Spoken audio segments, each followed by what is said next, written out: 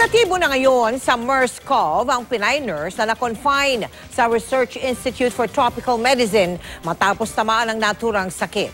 Ayon kay DOH Acting Secretary Janet Garin, nakalabas na ng ospital at maayos na ang kalusugan ng pasyente.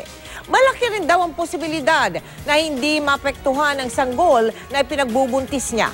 Pero sasailalim pa rin daw ang nurse sa 10 araw na home quarantine. Sa ngayon, wala pang bagong naitatalang aktibong kaso ng MERS-CoV sa bansa. The Department of Foreign Affairs is actually conducting a mapping. No, saan yung mga hospital na merong pasyente sa Saudi and the Middle East area, sino yung mga Pilipino doon na nagtatrabaho para mabigyan sila ng precautions. And at the same time, our embassy will also be able to keep track kung sino yung mga nagtatrabaho doon na pauwi